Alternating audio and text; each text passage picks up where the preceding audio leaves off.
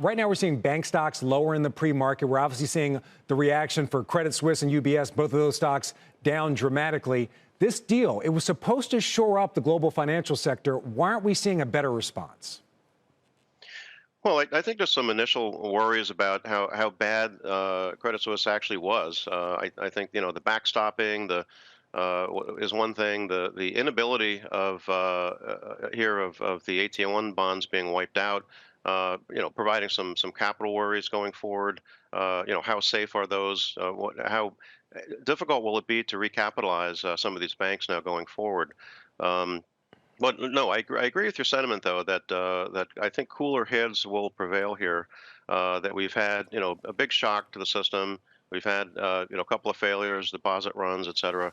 But these, and I will call it a bailout. That is financial assistance to prevent a company from failing.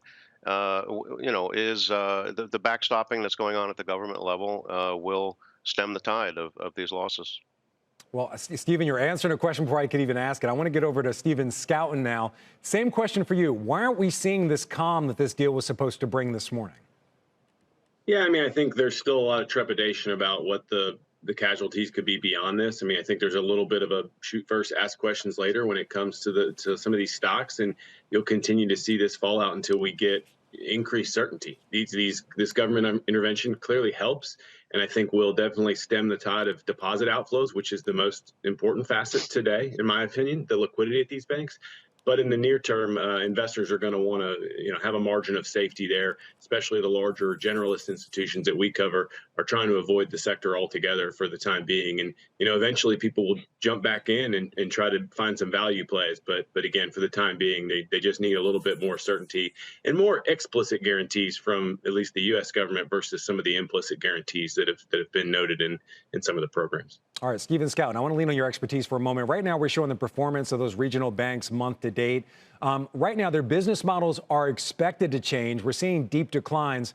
Are these companies investable right now? Are there certain ones you can pick out that are better than other ones? Or in general, would you advise investors to stay away from the sector altogether? Not personally. I mean, as a firm, we're not making a call just yet, given how fluid this environment is. But what I would say is, the issues that we've had in the couple of banks that have failed so far have been more idiosyncratic. And a couple of the names you're showing here are Regions, a Truist that I cover. Those deposit bases are much more granular. Their business models are more established and strong in those banks in particular, in strong Southeast markets. So, yeah, I definitely think they're investable. I think there's a lot of value.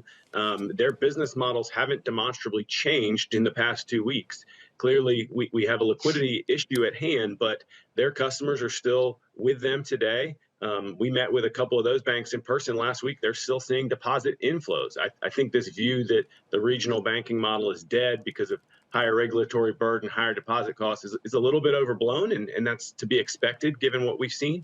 But yes, I definitely think it's viable, and I think there's a lot of opportunities for investors to capitalize in the weeks and months ahead. All right, Stephen Bigger, big question for you, though, the multi-billion-dollar question in the morning. I'm looking at the KBE. It's down 3% in the pre-market, down deeper than the KRE, which is the regional bank ETF.